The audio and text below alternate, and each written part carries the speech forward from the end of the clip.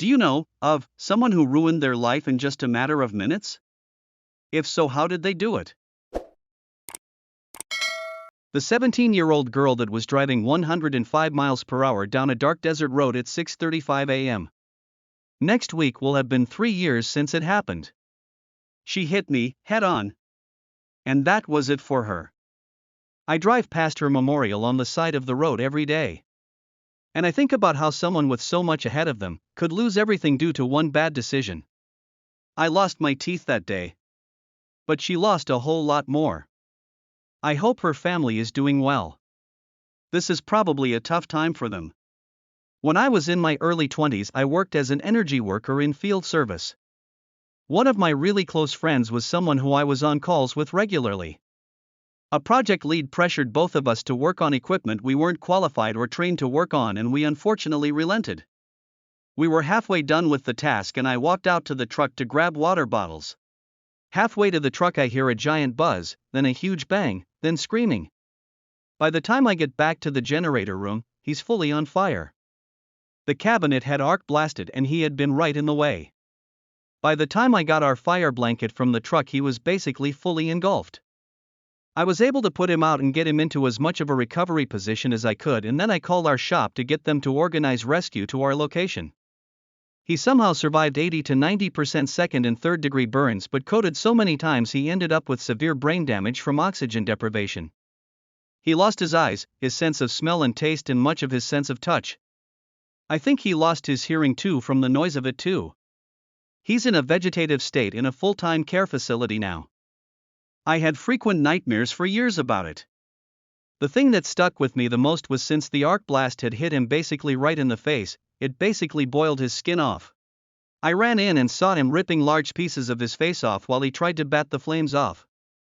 The smell and sight of that never goes away. Lit a cigarette in an oil change pit when he was a teen. Flammable waste was illegally being stored down there along with a lot of oil. RIP. She sold pills that she knew contained fentanyl to 2 people. The first one died. She found out, sold the same pills to another person. That person died. Boom. Life in prison. The texts between her dealer are what led to her arrest and exposed that she had full and complete knowledge that the pills would result in an overdose. Cousin dove into the shallow end of the pool while drinking. Paralyzed, and life was never the same. An ex-girlfriend of mine, lovely person, was out at a restaurant/bar with a friend one night. They had a meal and played pool. When they left, for some reason she drove his car. I don't know why, but I know that when she and I were together she asked to drive my car just for the experience of driving a different car. Maybe that was it. And I imagine, driving in someone else's car, you take a few extra seconds to adjust the seat and the mirrors and get your bearings. Unbeknownst to her, a teenager was driving a Mustang nearby. He was pissed because someone passed him a mile earlier, and his ego was hurt.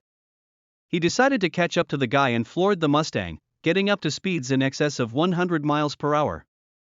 As my ex pulled out of the parking lot to cross the median, she had no way of seeing the Mustang barreling toward her over a hill. He crashed into her, killing her and her passenger. 2 seconds earlier or later and they would not have made contact. I went to his trial. I remember her poor mother sitting there stone-faced while testimony was given. Several lives were ruined in that moment. My ex was only 26. She never got married, never had kids, never found her way in life. He was excited to see a band. He decided to slide down the escalator wall between the up and down as he went to Subway. Tripped, fell 2 stories-ish, and that was the end. I had a friend who got into his car drunk with 5 other people, flipped the car and killed one of the passengers. He went from being this charming, good-looking, likable guy to a shut-in and was seen as a monster to a lot of people in the community.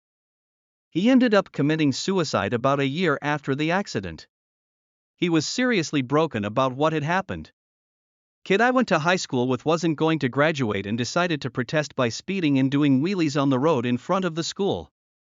On his 3rd round, he passes a pickup truck, hooks his leg on the bumper and is thrown from the bike right on his head, snapping his neck. School posthumously graduated him. Edited to help clear up questions. Happened in 1995 on the northern Illinois/southern Wisconsin border. I noticed his intelligence has been questioned. Let me share an additional anecdote. His nickname was Bob. When asked what it was backwards, he replied without guile or irony that it was OOB. Whether you agree with the school's action in graduating him or not, locally it was considered window dressing as the whole town knew of what happened within hours of his accident. Guy I went to high school with was kicked out of his college ROTC and moved back home. After some time of living at home, his dad walked into his bedroom and went off about him being a lazy ass and needing to do something with his life. He decided he was going to take his gun and rob a bank. Supposedly the gun wasn't loaded. But he did successfully rob the bank and get away. Some time went by, he moved out of his parents' house and started living it up. He eventually told someone he trusted. That person turned him in. He was arrested and charged. He got a count for every person who was in the bank because he had a gun. You can decide if he ruined his life when he decided to rob the bank or when he decided to tell someone that he did it. Pretty successful woman at a company I worked got drunk, took an Uber home from a party. Realized she left the keys to her apartment behind, so she decided to climb up to her second-story balcony to get her spare set. She slipped, paralyzed herself, couldn't work for a year, racked up ridiculous medical debt, and the pandemic left her position useless, so she was let go. My father punched a window out of anger. Severed the artery and ligament in his bicep. Almost bled out. Effectively removed his ability to work with his hands, which was the one thing he had going for him. He then became a moody POS alcoholic. Actually, he always was one, but way worse after this. He then beat the neighbor across the road with a pipe after they got drunk and got into an argument. He was arrested and went to jail. My parents lost the family home. They ended up splitting. I went no contact with him. 2 years later, he took his life. The man that killed my grandfather had never so much as had a speeding ticket. He was married with kids and fell behind on rent. My grandfather, that was in his 80s, worked for the company that rented this guy his home for extra money. Grandpa couldn't reach him about his rent, so went and did a welfare check. The guy panicked and murdered my grandfather. Destroyed more than one life in a matter of 30 seconds. Security company, this happened before I worked there, but some co-workers told me the story. Guy was doing well at his job.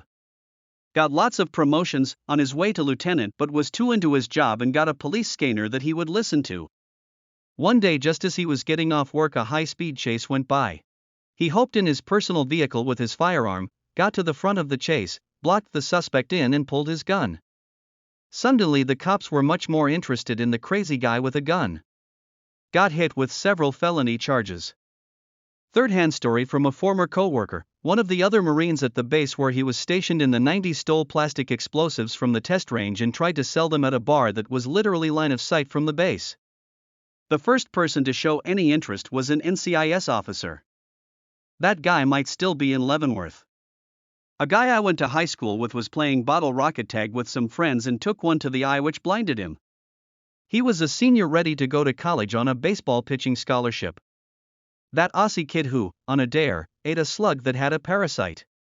Developed a gnarly brain infection, ended up in a coma for a year, woke up paralyzed, then passed away in 2018. He was only 19 when it happened. Some guy tried to come into my nightclub when he was clearly too drunk. I made the call to not let him in, so he starts shouting at me and tries to aggressively walk up to me. I put my hands up in defense and he's pushing back against me. Then the dude lunged at my boss next to me, so my boss shoves him. The guy tumbles backwards and slams the back of his head on a curb. Paralyzed from the neck down forever. Tried to take my boss to court for $15 million, but the camera showed this guy instigating everything. He was gonna be the one to put our dinky little private school on the map by going to the NFL as a kicker. He fell off a picnic table that was being pulled behind a pickup truck at a party. Pasture surfing. By the time I saw him again a year later, he could almost feed himself without assistance. A kid I went to high school with didn't look both ways when he was crossing the street on his skateboard. A motorcyclist hit and killed him. The motorcyclist was hospitalized and lived.